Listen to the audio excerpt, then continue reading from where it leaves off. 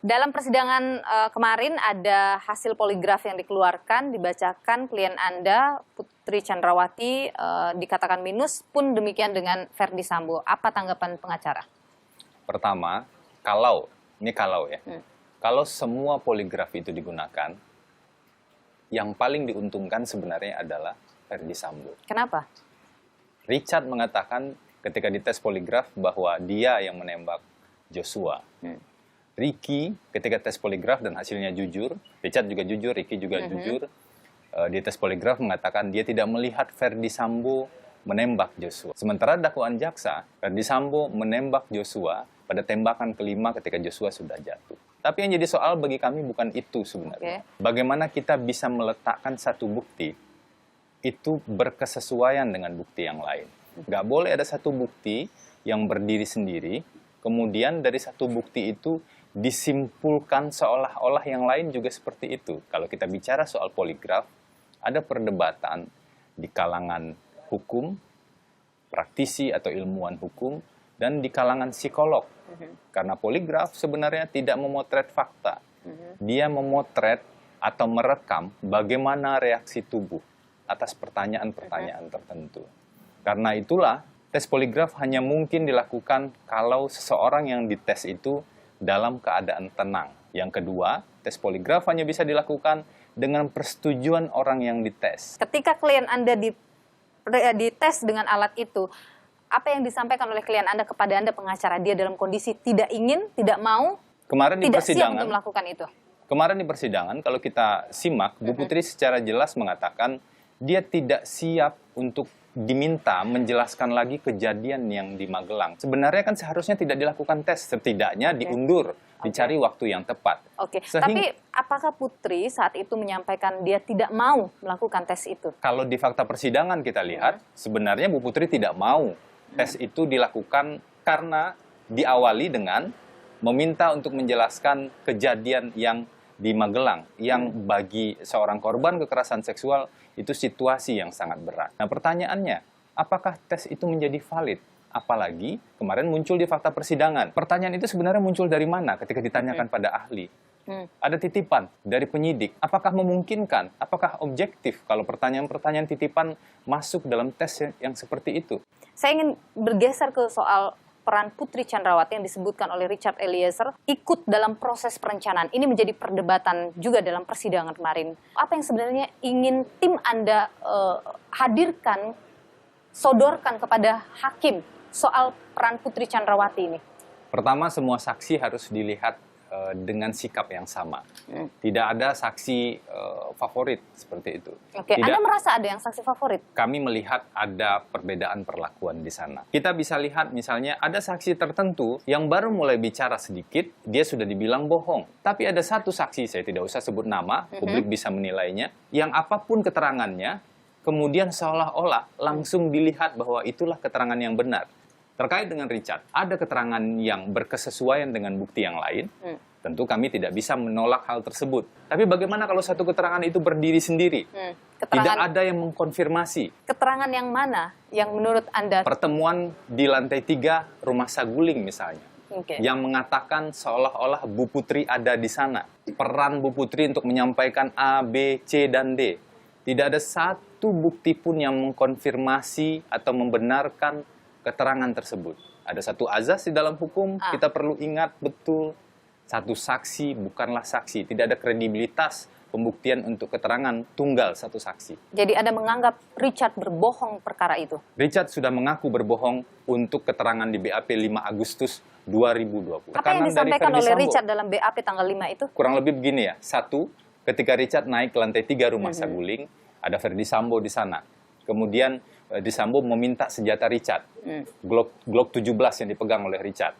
Kemudian ada perjalanan ke rumah Duren 3, lokasi penembakan tersebut. Richard naik ke lantai 2. Kemudian ketika Richard berada di lantai 2, ia mendengar suara tembakan.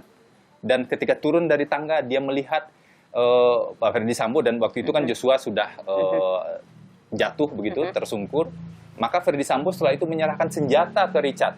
Seolah-olah kalau yang kami pahami dari sana, penembakan semua dilakukan oleh Ferdy Sambo dan Richard tidak tahu apa-apa. Ini keterangan pertama yang berubah setelah skenario. Ketika kami tanya, ada arahan Ferdy Sambo nggak? Nggak ada. Richard 2 kali berbohong. Satu, oke lah di fase skenario, dia berbohong karena ada arahan Ferdy Sambo. Yang kedua, ini jadi pertanyaan kami juga. Siapa sebenarnya yang mengarahkan keterangan tanggal 5 Agustus tersebut? Kami tidak tahu sampai sekarang. Saya mau tanya, apakah keterangan pada tanggal 5 yang ditulis dalam BAP itu ditandatangani oleh Richard dan masuk dalam berkas ada tanda tangan. Dan masuk dalam berkas perkara? Tidak masuk dalam berkas perkara. Itu yang menjadi pertanyaan kami. Richard menyebut Putri terlibat dalam proses perencanaan dan ini dibantah oleh baik Putri maupun Ferdy Sambo. Tanggapan Anda? Iya Mbak Nilu, dari awal kan kalau dari rekonstruksi kan sudah berbeda ya. Saya mencatat ada sekitar 30-an adegan yang berbeda. Sudah pasti mereka akan mengelak.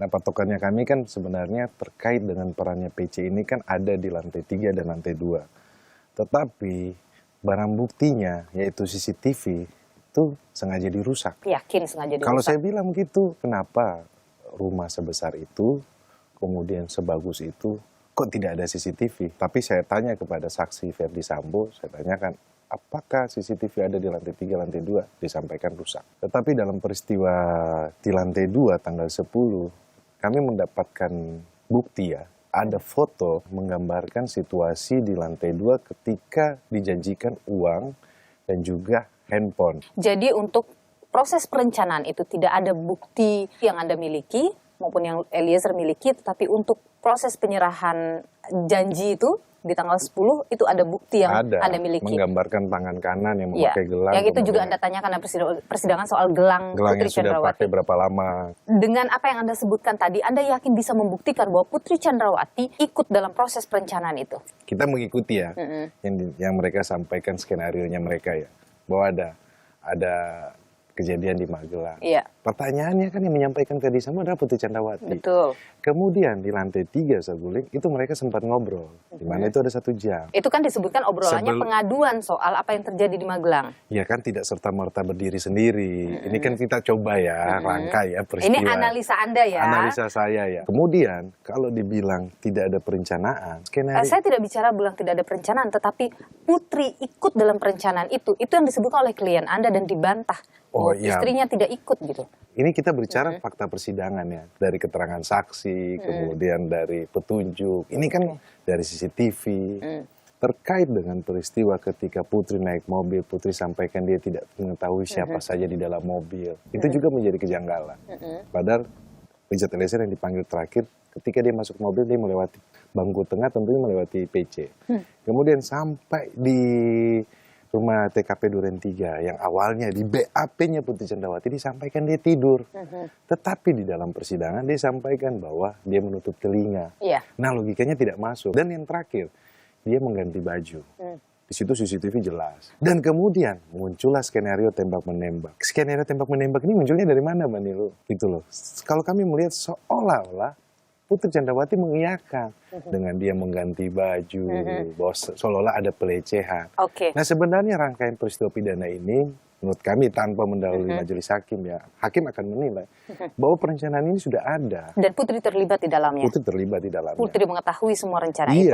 Anda yakin bahwa itu akan bisa meyakinkan hakim bahwa Putri Chandrawati terlibat dalam semua proses perencanaan yang disebutkan oleh klien Anda. Dan juga kalau tidak ada masalah, kenapa sidik jejak DNA-nya Ferdy Sambo harus dibersihkan dari barang-barangnya almarhum? Pihak Ferdy Sambo juga mengkritisi soal BAP klien Anda yang disebutkan tidak konsisten. Bahkan terjadi perdebatan dalam persidangan. Kita coba lihat ya perdebatannya berikut ini.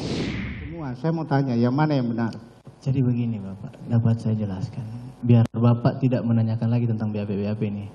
Ya harus saya tanyakan. Iya makanya saya tanya. Saudara penasihat hukum beri kesempatan saksi untuk menjawab. Ya saya mau jelaskan bahwa ini harus saya tanyakan karena tidak konsisten yang mulia.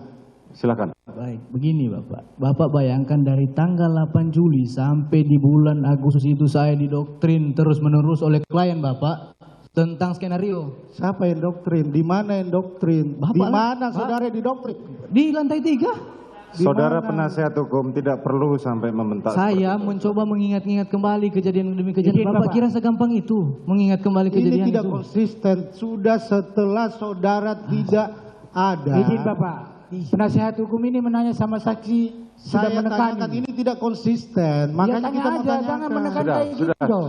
sudah cukup. BAP di bawah tanggal 6 itu adalah skenario, di mana itu adalah skenario Sambo, dan yang lawyer yang mendampingi itu dari Sambo.